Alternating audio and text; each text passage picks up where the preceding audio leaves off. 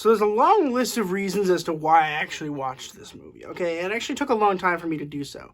And that's because, one, I love Timothée Chalamet. I really do. I love Timothée Chalamet a lot. I think he's one of my favorite actors of all time. Really, I truly do believe that. Second, my roommate Cody was like, this is a good movie. And I was like, okay, cool. I might as well check it out then.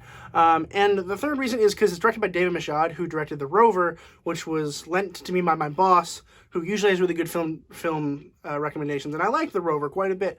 So I was excited to see that the director was doing other things with Timothée Chalamet that my roommate liked. So I decided I would watch it when I got my booster shot. So I was like, I'll just sit here and watch movies all day, and that's what I did. And I was like, what movie am I going to watch? And I was like, I don't know. So I just kind of scrolled through Netflix, and I was like, you know what? Now it's time. It's time to watch The King.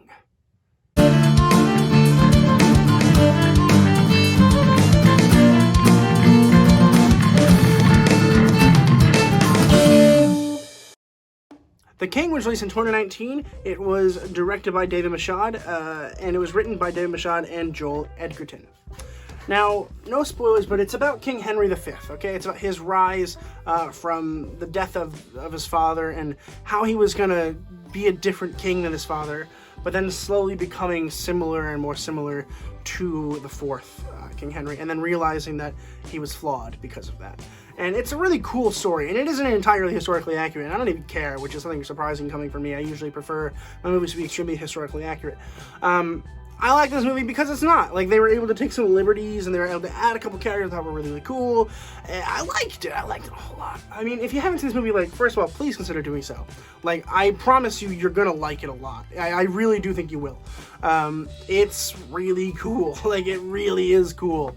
And I realize this isn't for everyone, too. Like, it's definitely one of those movies that is very slow. It is, like, 2.5 hours long, and it is very slow. Like, nothing really happens for a while, but when things happen, it is awesome. And even when it's slow and there's just dialogue, you just feel the impounding fear and the impounding anxiety that Timothée Chalamet is feeling. And you're like, whoa, like, things are happening, and I really appreciate that a lot. It's something that very few writers and directors can make happen, right? Like, there are a few movies even, that make me feel excited. Like, when I was sitting here on my bed, I literally, for the first time in, I think, literally ever, I was on the edge of my bed watching this movie. Like, I literally was, like, into this movie. I was ready to see what was going to happen. It was incredible. I haven't had that happen to me in a very long time.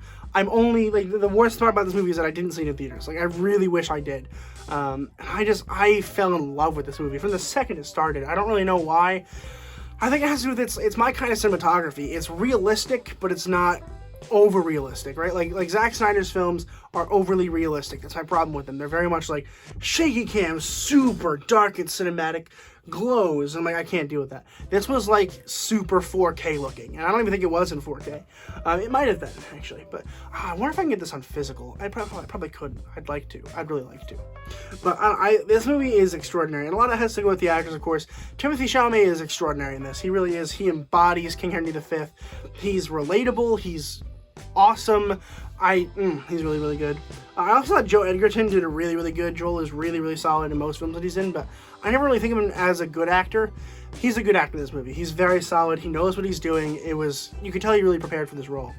And Robert Pattinson's in this as well for a very short minute. He's almost a cameo. Like, he's kind of a bad guy in the film, but he's not in it a whole lot. We just kind of talk about him for a while, and then he shows up and like, hey, that's Robert Pattinson. And that's really funny to me, but it's really, like, it really is solid. He's over the top in this movie, and I kind of like it that way. I think that was on purpose. His accent's crazy, and well done, for one, but crazy. And he's just super offensive, and I like that a lot. I thought it worked really well against Timothée Chalamet's calm and collected Henry V. I thought it was really, really cool. But if you haven't seen this movie, I recommend you do. It's really, really, really good. It's one of my favorite movies I've seen in a very long time. I'm going to go ahead and give The King an A+. Have you guys seen The King? Let me know in the comments down below what you guys thought about it. It is on Netflix, so if you have Netflix, check it out there. I appreciate everyone watching this movie, this review. I think this is coming out before the 31st, but I'm going to say it anyway. On the 31st of December, I'm having a live stream from 1 to 9 Eastern Standard Time to celebrate my subscribers. It's going to be really fun. I have a lot of segments I'm planned, so consider joining me for that because it's going to be a whole lot of fun. And as always, keep watching movies and television, stay educated, and I'll see you guys in the next video.